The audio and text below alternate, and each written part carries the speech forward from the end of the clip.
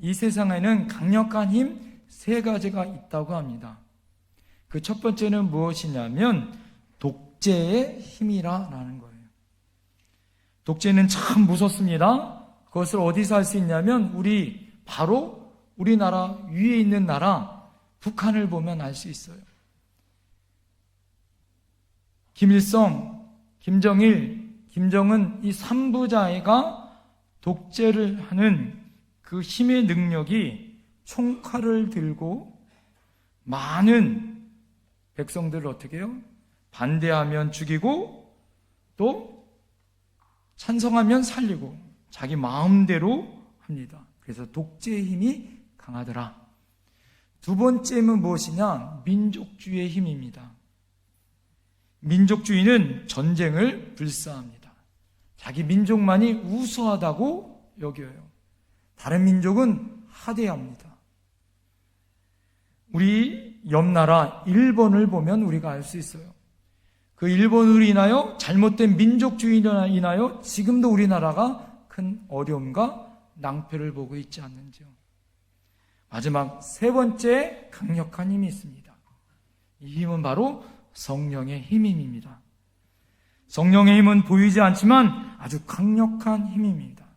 그래서 이 성령의 힘을 제3의 힘이다 이렇게 말하기도 합니다.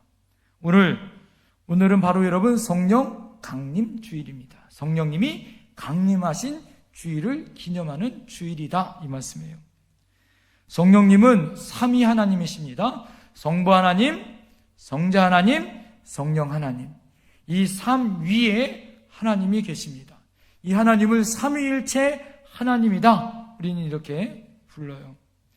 성부 하나님은 여러분 창조주의 하나님이요, 성자 예수님은 인간의 몸을 가지고 이 땅에 오셨고 우리 죄를 위하여 십자가에 죽으셨고 부활하여 주신 줄 믿습니다.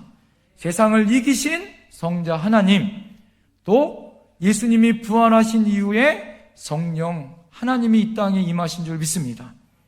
이 성령 하나님은 영이신 줄 믿습니다. 여러분 우리를 지금도 돕고 계시고 우리가 힘들고 어려울 때 우리에게 새 힘을 도와여 주신 줄 믿습니다. 우리를 가르쳐 주시고 조명해 주시고 우리가 어디를 가든지 우리를 떠나지 아니하시는 놀라우신 하나님이 바로 성령 하나님이신 줄 믿습니다. 오늘 읽은 성경의 본문은 여러분 성령이 이 땅에 임하시는 장면을 나타내주고 있는 본문입니다. 예수님이 부활하셔서 제자들에게 당부하신 것이 있죠. 그 당부가 뭐예요? 너희들은 예루살렘을 떠나지 말고 무엇을 받으라? 성령을 받으라. 할렐루야.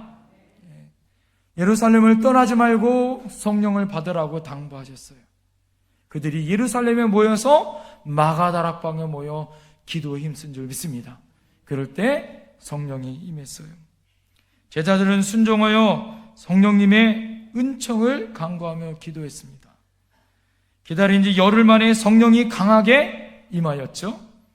그 후에 여러분 성령 받은 예수님의 제자들은 강력하게 나가 복음을 전했습니다. 3,000명, 5,000명이 회개하고 돌아온 줄 믿습니다. 목숨 가운데 어떻게 숨었던 예수님의 제자들이 오히려 담대하게 복음을 전하는 증인들로 변화된 줄 믿습니다. 그래서 교회가 탄생했어요. 예루살렘 교회, 안디옥 교회, 그리스도의 복음이 전 세계로 전파되어지는 놀라운 역사가 나타난 줄 믿습니다. 여러분 신앙의 삶이란 그래서 성령의 힘이 필요한 거예요. 내 힘 가지고 살아가는 것이 아니라 신앙은 성령의 능력을 가지고 살아가야 할 줄 믿습니다. 신앙인은 누구나 그래서 성령의 힘이 필요한 거예요.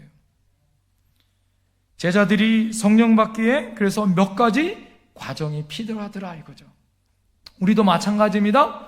그렇다면 오늘 본문을 통하여 초대교회에 임했었던 성령이 어떻게 임했는지, 오늘 성령 강림주를 통하여서 우리가 어떻게 성령을 받을 것인가, 그 과정이 있는 줄 믿습니다.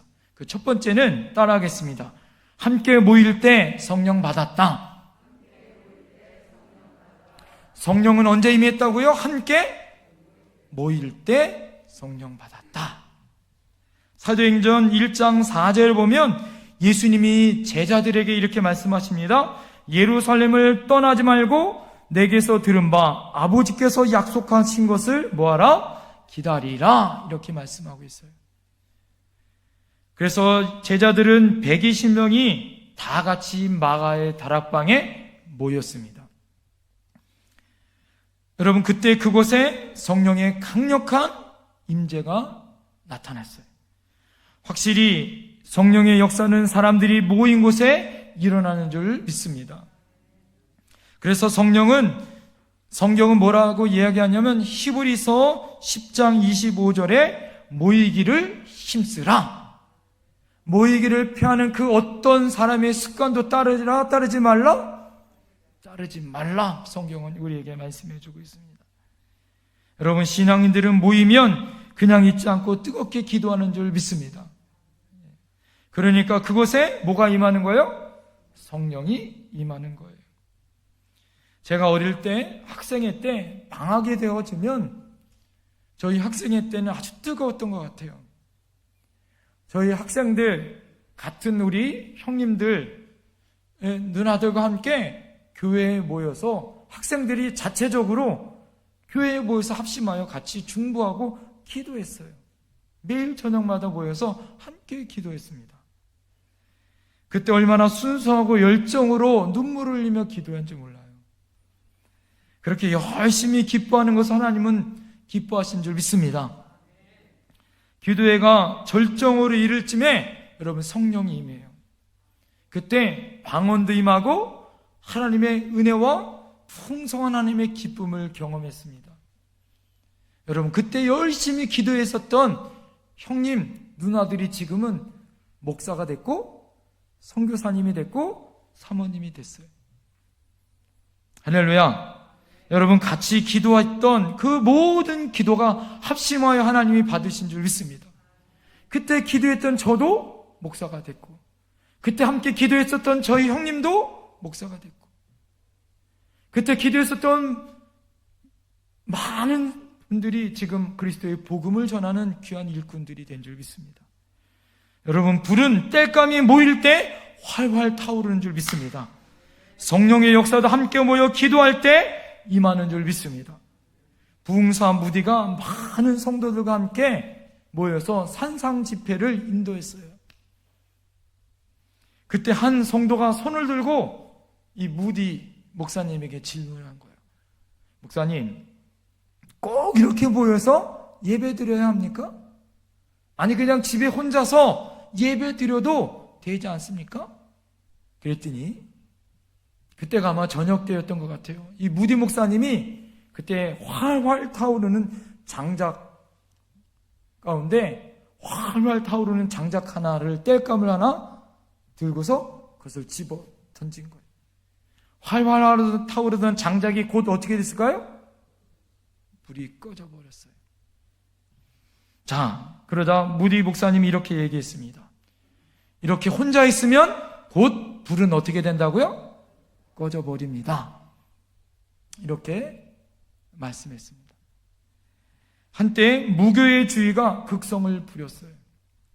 소위 지성인이라고 말하는 사람들이 그것을 추종했습니다.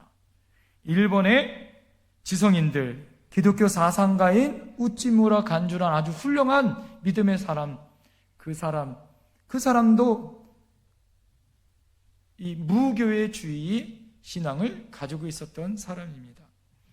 이 사람들이 늘 이렇게 얘기해요. 구원은 개인에게 있고 교회 안에 굳이 교회를 안 가도 구원을 받으니까 혼자 예수님 믿으면 되지, 이렇게 말하고 주장을 했어요. 자, 그런데 그것은 근본적으로 잘못된 신앙입니다. 신앙의 중심이 여러분 어디 있는가를 우리가 잘 봐야 돼요. 신앙의 중심은 예수 그리스도 안에 신앙의 중심이 있어야 할 줄 믿습니다.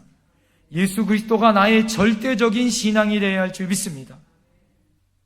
예수님이 절대의 기준이 아니라 무교회주의의 사람들을 보면 신앙의 기준이 뭐가 있어요? 예수 그리스도가 아니라 내가 기준이에요. 내가. 이게 가장 근본적인 차이다 이거예요. 여러분, 일본의 교회와 지금 우리나라의 교회, 지금 여러분 잘 보십시오. 비교를 잘 보면 일본 교회들은 이 무교회주의의 영향을 받았어요. 그 결과 일본 교회는 어떻겠습니까? 부흥했어요? 부흥하지 못했어요?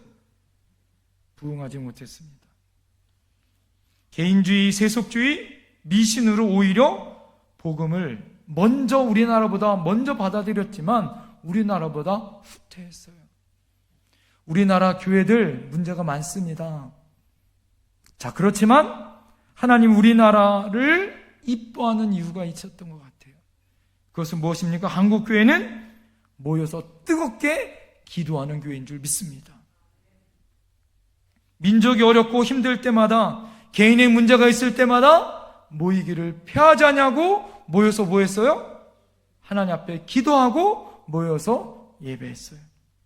새벽마다 밤마다 산에서 금식하며 기도하였습니다. 여러분, 누가 당해요? 그러니까 한국교회가 부흥하게 되신 줄 믿습니다. 여러분, 은혜를 받은 줄 믿습니다. 모여서 기도하면 성령의 역사가 일어난다는 것을 여러분 믿어야 할 줄 믿습니다. 본문에서 12제자를 포함한 120명의 사람들이 다락방에 모여서 전혀 뭐에 힘썼더라? 기도에 힘썼더라. 예수님이 승천하시고 제자들이 홀로 남았어요. 앞이 캄캄했습니다. 이제 어떻게 예수님을 믿어야 하는지, 내가 어떻게 믿음 생활하는지 두렵고 떨렸어요. 그럴 때 예수님이 그들을 향한 말씀이 기억했습니다. 그것은 뭐예요? 너희들은 예루살렘에 모여라. 예루살렘에 모여서 기도하라. 할렐루야. 여러분, 모일 때 하나님의 역사가 나타날 줄 믿습니다. 뜨겁게 기도할 때 하나님의 능력이 나타날 줄 믿습니다. 그러니까 그것에 성령이 임했더라 이거예요. 여러분, 코로나19를 통하여 우리는 한 가지를 배웠어요. 그것이 무엇이에요? 나 혼자 믿는 믿음이, 우리가 모이지 못하고 나 혼자 믿는 믿음이 얼마나 연약한 믿음이고, 얼마나 부족한 믿음이고, 얼마나 넘어질 수밖에 없는 믿음인지 우리는 너무 절절하게 깨달았습니다. 여러분, 신앙은 모일 때, 힘을 합칠 때, 함께 모여 예배하고 기도할 때 여러분 성령이 임할 줄 믿습니다. 여러분, 우리 다시 믿음으로 모여 기도하십시다. 할렐루야. 하나님의 능력으로 하나님께 예배하십시다. 할렐루야. 사회적 거리두기는 있지만 여러분 주님 앞에는 더욱더 가깝게. 할렐루야. 우리가 서로 거리는 두지만 하나님의 은혜 안에는 서로 하나 되게. 할렐루야. 성령은 뜨겁게. 할렐루야. 그럴 때 코로나19도 물러갈 줄 믿습니다. 우리 다시 믿음으로 하나님 앞에 뜨겁게 모여 기도하는 우리 교회가 되길 간절히 소망합니다. 우리 옆에 분에게 고백합시다. 뜨겁게 모입시다. 뜨겁게 모여 기도하십시다. 두 번째는 따라합니다. 나를 비울 때 성령 받습니다. 오늘 본문에서 120명의 마가다락방에 모여 그들이 뜨겁게 기도하라고 오늘 말씀하고 있습니다. 그때 여러분 무슨 기도했을까요? 그들이 아마 회개 기도했을 것입니다. 성령이 임하는 곳에 여러분 두 가지의 전제 조건이 있어요. 그것은 무엇이냐면 첫 번째는 사람들이 그곳에 모여야 합니다. 모일 때 성령이 임한다라고 말씀했어요. 모일 때 뜨겁게 기도할 때 그곳에 성령이 임한 줄 믿습니다. 두 번째 전제 조건은 무엇이냐? 그들이 모여 뜨겁게 회개 기도할 때 성령이 임하는 줄 믿습니다. 1907년 평양 대부흥도 그냥 임한 것이 아니에요. 1903년 하디 선교사님이 먼저 회개하였고 1907년 길선주 그때 장로님, 나중에 목사님이 되셨죠. 이분이 먼저 회개하여 하나님 앞에 고백할 때 성령이 임한 줄 믿습니다. 영국의 웨일즈도 마찬가지예요. 미국에 있는 아주사도 마찬가지예요. 성령이 강력하게 임하는 곳에 반드시 회개의 역사가 임한 줄 믿습니다. 성경에서 가장 두드러지게 나타나는 능력과 권세는 회개 가운데 임하더라. 욥이 갑자기 10명의 자식이 죽고 재산을 잃어버렸어요. 그때 그 소식이 듣자마자 욥이 옷을 찢고 여러분 머리를 밀어버려요. 그리고 하나님 앞에 기도합니다. 무슨 기도했을까요? 자기의 잘못을 하나 이렇게 기도했을 것 같아요. 모르드게가 민족이 몰살당할 위기가 있을 때 죄를 뒤집어 쓰고 금식하며 기도합니다. 니느웨 백성들이 요나의 외침을 통하여 회개하라고, 하나님의 징계와 재앙이 임할 거다라고 선포했을 때 그 니느웨 백성, 이방 나라지만 어떻게 해요? 왕부터 모든 동물들까지 어떻게 합니까? 백성들이 죄를 뒤집어 쓰고 금식하고 눈물을 흘리며 회개합니다. 여러분, 그럴 때 그 나라가 구원받은 줄 믿습니다. 할렐루야. 구약시대의 모든 성경을 보면 문제가 있을 때마다 죄를 뒤집어 썼다라는 건 뭐냐? 회개했다라는 거예요. 회개는 내 내면을 비운다라는 거예요. 여러분, 우리도 마찬가지입니다. 이 나라 문제가 있고, 내 가정의 문제가 있고, 내 가정의 문제가 있고, 내 개인의 문제가 있을 때마다 하나님 앞에 내 안에 있는 것을 내어놓아야 할 줄 믿습니다. 비운다는 것은 두 가지 이유가 있어요. 하나는 하나님께 용서를 구하는 거예요. 내 것이 차 있어요. 내 자아가 가득 차 있어요. 내 마음, 내 뜻, 내 생각, 내 강한 내 것을 비워야 해요. 아직 내 것이 차 있으면 여러분 이것을 비워야 할 줄 믿습니다. 하나님의 용서를 구하는 거예요. 여러분, 그리스도인에게는 진정한 애통의 눈물이 있어야 할 줄 믿습니다. 그 눈물은 하나님 보시기에 좋은 눈물이에요. 어느 목사님은 저하고 아주 친한 목사님이에요. 제가 존경하는 목사님이에요.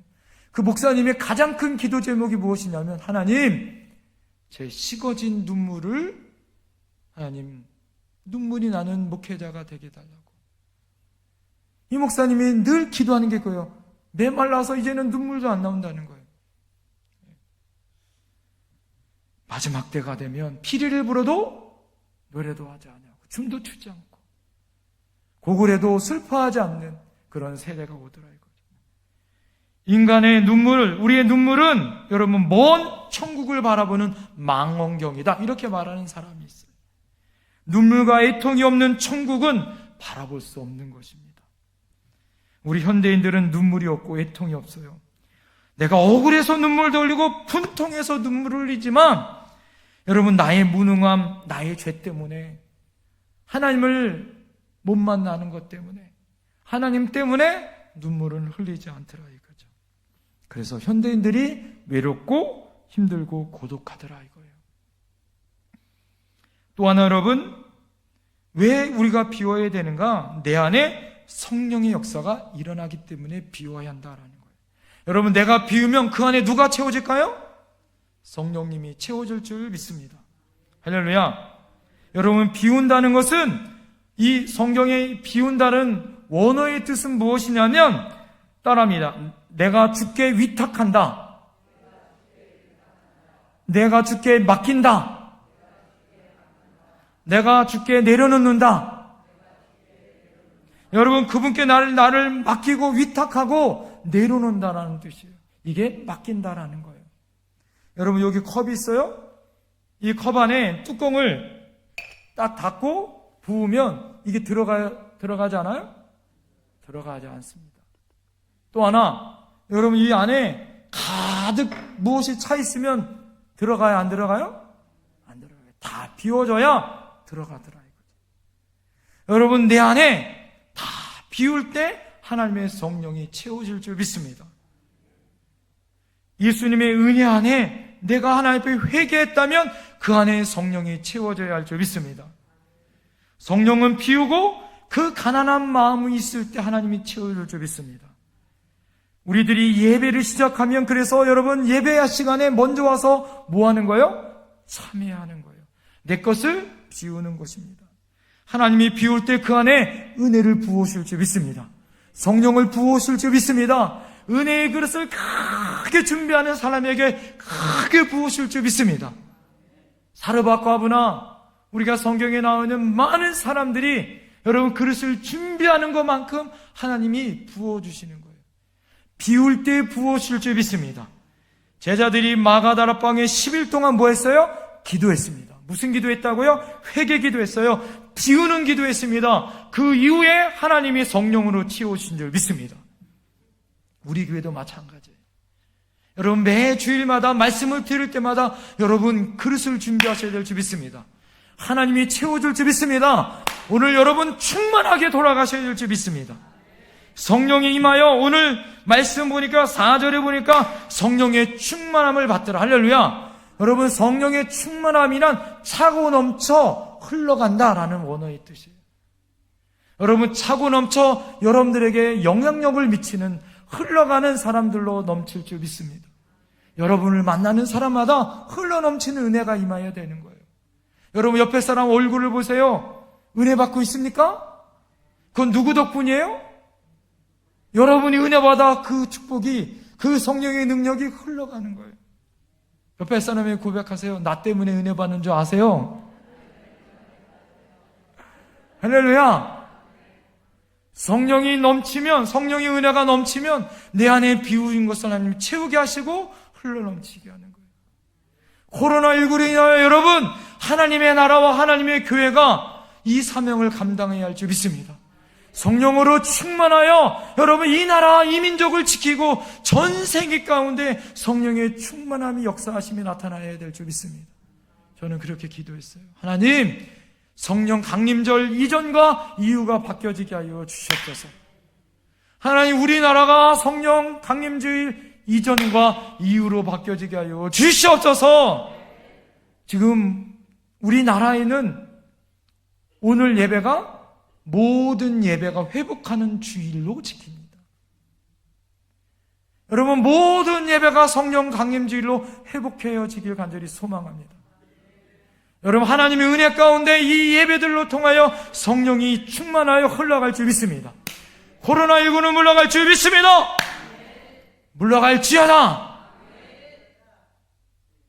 하나님 앞에 120명의 사람들이 어떻게 했어요? 충만하니까 방언이 기도를 하는데 10개국에 있는 모든 사람들의 기도가 나오고 하나님의 언어가 입이 터져 하나님 앞에 기도하면 그 안에 충만함의 역사가 나타나더라. 여러분 자신을 비울 때 하나님의 능력이 나타나는 줄 믿습니다. 마태복음 5장 8장 여러분 거기에 보면 마태복음 5장에 팔복이 나오는데 첫 번째가 나와요. 심령이 가난한 자는 뭐가 해요? 복이 있나니 천국이 저희 것입니다. 심령이 가난한 자, 하나님 앞에 가난하의 심령을 가난하게 만들 때 그 안에 뭐가 임한다고요? 천국이 임한다. 이거 역설적인 표현이에요. 우리는 무엇을 채우려고 자꾸 노력하고 무엇을 가지려고 노력할, 그런데 그 가지려고 채우려고 하면 오히려 피곤하고 지치고 넘어지더라. 근데 천국은 반대더라. 내가 비우고 심령을 가난하게 할 때 그 가운데 뭐가 임한다고요? 천국이 임하고 성령이 임할 줄 믿습니다. 하나님은 우리에게 그렇게 가난하여 기도하고 회개하고 비우는 자에게 천국이 임할 줄 믿습니다. 할렐루야. 옆에 분에게 좀 고백했으면 좋겠습니다. 비우고 삽시다. 성령이 임하십니다. 마지막 세 번째입니다. 따라합니다. 때를 따라 기다릴 때 성령 받습니다. 여러분 때를 따라 성령의 은혜를 기다릴 때 성령의 은혜가 임하더라. 사도행전 1장 4절에 보면 예루살렘을 떠나지 말고 내게 들은 바 아버지께서 약속하신 것은 뭐하라? 기다리라. 할렐루야. 그들이 열흘 동안 하나님의 성령을 기다릴 때 성령이 임한 줄 믿습니다. 그런데 오늘 성경을 제가 잘 보니까 그들이 성령이 임할 때 열흘 후에 성령이 임하겠다라는 말씀이 없어요. 주님은 그냥 기다리라, 기도하라만 말씀이 있어요. 여러분 언제 임하거나 언제 때가 정해지지 않고 기다린다는 것이 얼마나 힘들고 어려워요. 그죠? 코로나19가 언제 끝날지를 우리가 알 수 있다면 얼마나 좋을까. 그죠? 그런데 성령의 은혜도 마찬가지다 이거예요. 언제 성령의 은혜가 임한다, 주님이 언제 오실지 우리가 안다면 얼마나 좋을까요? 여러분 여기서 때를 알지 못하고 기다린다는 것이 얼마나 힘들었을까요? 그런데 제자들은 그 때를 알지 못함에도 불구하고 그들은 뭐예요? 그 때를 간절히 기다렸는데 며칠 만에 임했어요? 10일 만에 성령이 임한 줄 믿습니다. 할렐루야. 우리도 마찬가지예요. 예수님이 부활하시고 난 다음에 50일이 지나서 하나님이 성령이 임한 거예요. 40일 동안 예수님이 이 땅에 계셨고 10일 동안 그들이 저녁 기도에 힘썼습니다. 여러분, 신앙생활은 어떻게 보면 기다림의 시간 아니에요?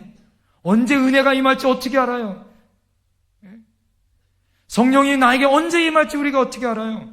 그러나 우리가 주님의 은혜 안에 믿음의 결실을 따라 기다리는 것입니다.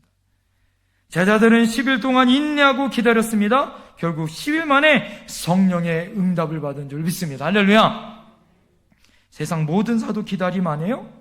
기다림 없으면 열매도 없고 결실도 없어요. 농부가 여러분 춘궁기에 양식이 없어도 씨앗을 보관합니다. 씨앗을 가져다가 밭에 뿌려요. 여기 여러분 밭에 뿌린다라는 표현은 밭에 버렸다라는 표현이에요. 먹을 양식이 없어도 그 씨를 버립니다. 왜 버려요? 얼마 후에 기다리면 이 씨가 30배, 60배, 100배의 열매를 맺힐 것을 농부는 알아요, 몰라요? 알았습니다. 그렇기 때문에 그 씨를 버릴 수 있는, 뿌릴 수 있는 그런 농부의 이치를 깨닫는 거예요. 그래서 때를 기다립니다. 여러분, 농사를 잘 짓는 사람은 어떻게 해요? 농사를 짓고 기다려요, 안 기다려요? 기다려요. 저희 집에 앞에 이제 농사를 어느 분이 이제 지어요. 농사 짓는 분이 이제 고구마를 심었어요. 고구마를 이렇게 4고랑을 심었나 봐. 근데 이 고구마가 시들시라고 죽더라고요. 그래서 하루는 와서 그분이 이렇게 일을 하시길래 제가 아이고 안타까운 마음에 고구마가 죽었네요. 고구마 같은데 심은데 죽었네요. 그랬더니 그분이 하는 말이 목사님 기도 좀 해주세요. 이거 살아나게. 다 죽었는데 뿌리까지 다 죽었는데 다시 살아나게 기도해달라고. 제가 갑자기 심쿵하면서 또 걱정이 한 푼을 확 내려왔어요. 어떻게 해야 되냐. 여러분, 이제는 그분이 그거 다 걷고, 그래도 다시 그거 다 뽑았더라고. 제가 할렐루야 했습니다. 농부는 심은 다음에 다시 가서 났는지 안 났는지 다시 파헤쳐요? 그렇지 않아요. 때를 기다립니다. 할렐루야. 봄에 심으면 가을 때까지 기다리는 줄 믿습니다. 그것이 농부의 이치인 거예요. 마찬가지입니다. 기다림이 있어야 결실이 있습니다. 여러분, 우리 교회는 영원한 생명이 태어나 자라고 열매 맺는 교회, 영태교회인 줄 믿습니다. 그러기 위해서 우리 교회도 기다려야 될 줄 믿습니다. 기다림 없이 주어지는 것이 아무것도 없습니다. 만약에 여러분 기다림 없이 주어졌다면 그것은 중요한 것이 아니에요. 정말 기다림이 길어지면 길어질수록 더 중요한 거다 이거죠. 생명의 기다림이 10달이 있어야 생명이 태어나요. 여러분, 나무는 수십 년이 지나야 큰 아름드리 나무가 되어지고 큰 열매가 맺혀집니다. 우리 여러분, 인물을 평가할 때 100년에 1명 나올까 말까 한 사람의 인물을 100년을 우리는 기준을 삼아요. 마찬가지입니다. 기다림이 없는 시대에 우리가 살고 있어요. LTE 시대에서 지금 5G 시대예요. 너무 속도가 빨라요. 너무 빠른 것 때문에 우리가 못 쫓아가요. 어르신들이 핸드폰을 못 쫓아가. 네?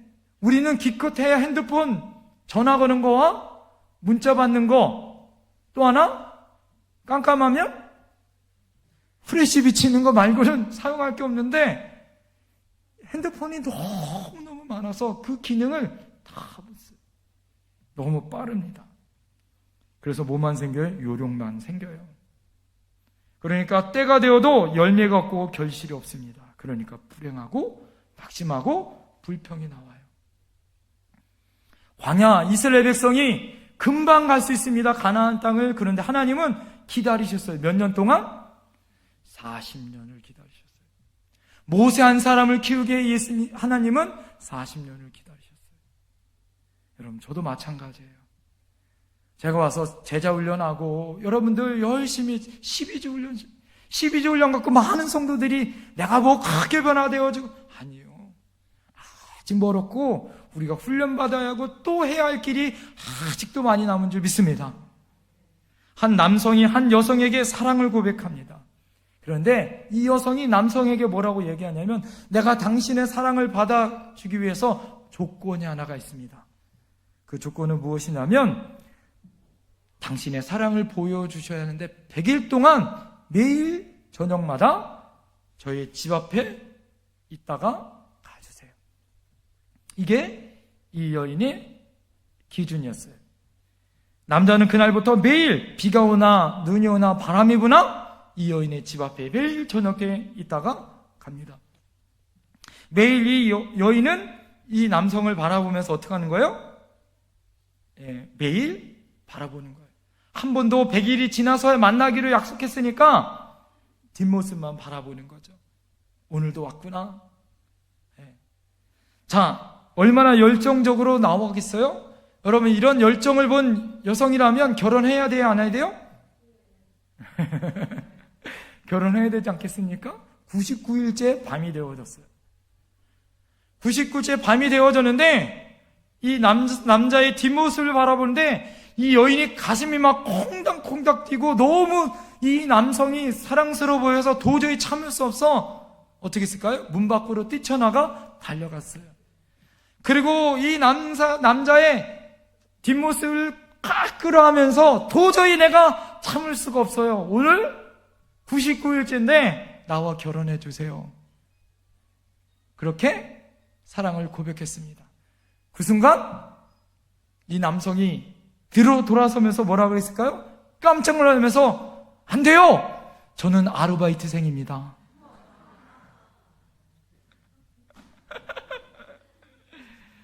여러분, 오늘 사람들이 이렇게 살아가더라 이거죠. 이 세상에 진정한 감동이 없고 요령만 피우는 세상이 돼서 성령의 역사는 절대 이루어지지 않습니다. 대가를 치루어야 하고 수고를 해야 하고 때를 기다릴 때 성령이 임하더라. 할렐루야. 제자들은 성령의 때를 기다렸습니다. 10일 동안 꼬파 기도하면서 기다렸어요. 미동도 하지 않고 떠나지 않았습니다. 자리를 지켰습니다. 그럴 때 성령이 임한 줄 믿습니다. 여러분, 하나님의 선물 성령은 어떻게 임해요? 때를 기다리고 그 자리를 지키는 사람에게 성령이 임하더라. 할렐루야. 성령의 역사가 절실히 필요한 시대에, 절실히 필요한 사람에게 성령은 임한 줄 믿습니다.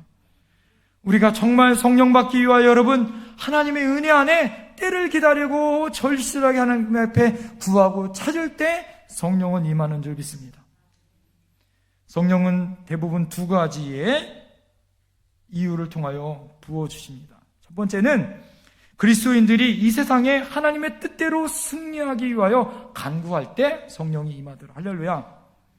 이 세상에 승리하기 위하여 몸부림칩니다. 성령의 도우심이 아니면 나는 살 수가 없습니다. 하나님의 뜻으로 살고 싶습니다. 간절한 마음이 있을 때 성령이 임하더라. 또 하나는 전도할 때 성령이 임하는 줄 믿습니다. 전도의 현장 가운데 성령이 임하는 줄 믿습니다. 베드로가 전도할 때 성령이 강력하게 임했습니다. 예수의 이름으로 전도하니까 그곳에 가는 곳에 기적이 일어나고 성령의 역사가 일어나고 여러분 하나님의 놀라우신 말할 수 없는 은혜가 임하는 줄 믿습니다. 그는 무지하였고 베드로가 배운 사람이 아니요 뭐예요? 어부였지만 그가 여러분 설교할 때 많은 사람들이 감동했어요. 3,000명, 5,000명이 회개하고 돌아오는 역사는 성령의 역사였습니다. 지위가 높은 이방인 고넬료의 집에서 베드로가 설교할 때 그의 가정과 그에 있는 모든 사람들이 구원함과 놀라운 성령의 역사를 경험한 줄 믿습니다. 바울과 실라가 옥중에서 성령으로 찬송할 때 여러분 지진이 일어났고 창고가 열리고 옥문이 열리는 놀라운 기적의 역사가 나타나는 줄 믿습니다.